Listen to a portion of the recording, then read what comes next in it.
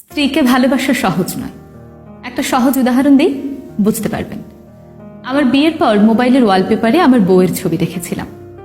একবার বন্ধুদের আড্ডায় আমার এক বন্ধু সেটা দেখে ফেলে। দেখে সে তো তুমুল হাসাহাসি, বাকি সবাইকে দেখিয়ে দেখিয়ে বলছিল, দেখ দেখ রিফাত ব্যাটা বউ পাগল হয়েছে, মোবাইলে বউয়ের ছবি দিয়ে রেখেছে। এটা দেখে আমার বন্ধু মহলে হাসির ধুম পড়ে গেল। ওদের হাসাহাসি দেখে আমি চরম বিব্রত হলাম। বিব্রত বোধ কাটিয়ে উঠতে আমি তাদের বললাম, আরে না না, তোরা যেমন ভাবছিস তেমন কিছুই না। আমি আসলে অন্য একটা ছবি সিলেক্ট করতে গিয়ে ভুলে এই ছবিটা পোস্ট হয়ে গিয়েছে, দেখ এখনই ডিলিট করে দিচ্ছি। এটা বলে বন্ধুদের সামনে আমার বউয়ের ছবি ডিলিট করে সেখানে বন্ধুদের সঙ্গে তোলে একটি ছবি দিলাম। আরেকটা ঘটনা বলি, আমার বউয়ের যাতে পরিশ্রম কম হয় তাই আমি বাজার থেকে মাছ মুরগি আনলে সেটা কাটিয়ে আনতাম। রান্নাঘরে বউকে সাহায্য করতাম, ছাদ থেকে জামা কাপড় নামিয়ে আনতাম। মা এই ব্যাপারগুলো লক্ষ্য করতেন, কিছু বলতেন না, তবে মায়ের চোখ দেখে বুঝতে পারতাম মা ব্যাপারগুলো পছন্দ করছেন না। কিন্তু যেদিন বউয়ের জামা কাপড় ধুয়ে দিলাম সেদিন তিনি আর চুপ থাকতে পারলেন না।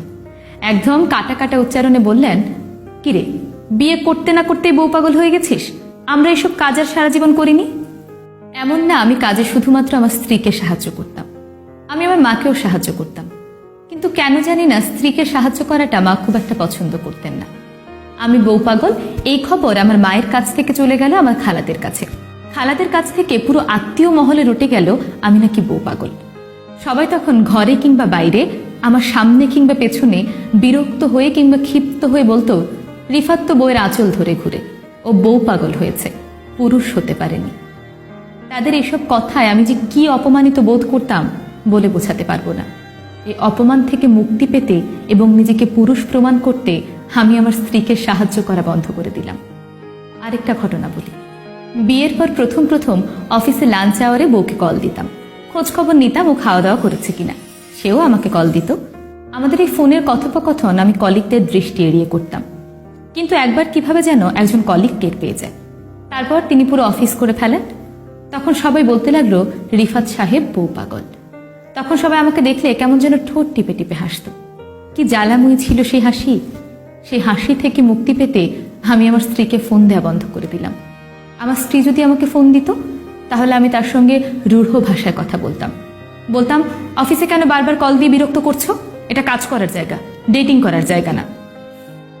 যেটা বুঝলাম, আপনি পৃথিবীর সব কিছু ভালোবাসতে পারবেন, বাবা মা ভাই বোন পশু পাখি এমনকি জড় পদার্থ পর্যন্ত আপনি ভালোবাসতে পারবেন। কেউ আপনাকে কিচ্ছু করবে না, কিচ্ছু বলবে না, কটাক্ষ করবে না, বিরক্ত করবে না। কিন্তু স্ত্রীকে ভালোবাসলে এই সর্বনাশ। তখন শাস্তি হিসেবে উপাধি পাবেন বউ পাগল। আর এই উপাধিটি পুরুষদের জন্য অত্যন্ত ভয়াবহ। যাই হোক, মূল গল্পে ফিরে আসি। নিজেকে পুরুষ প্রমাণ করতে এবং মানুষের কটাক্ষ থেকে মুক্তি পেতে আমি ধীরে ধীরে আমার বউকে অবহেলা করতে করতে ওর জীবনটাকে দুর্বিষহ করে তুললাম। ওর মুখ থেকে হাসি হারিয়ে গেল। একদিন গভীর রাতে ঘুম ভেঙে দেখলাম আমার স্ত্রী আমার পাশে শুয়ে ফুপিয়ে ফুপিয়ে কাঁদছে। যখন আমি জিজ্ঞেস করলাম, তুমি কেন কাঁদছো? তখন সে আমাকে বলল, সাবধান, আমাকে জিজ্ঞেস করো না আমি কেন কাঁদছি, দেয়ালেরও কান আছে, সবাই জেনে যাবে তুমি বউ পাগল। তার এই কথা শোনার পর আমার এতটা খারাপ লাগলো, ভাষায় প্রকাশ করতে পারবো না। বুকের ভেতর থেকে একটা গভীর দীর্ঘশ্বাস বেরিয়ে এলো। সেই রাত আর ঘুমাতে পারিনি। পরদিন আমার নির্ঘুম স্ত্রী যখন শোয়া থেকে উঠল, আমি তাকে বললাম, আমি পুরুষ হতে গিয়ে কাপুরুষ হয়ে গিয়েছি।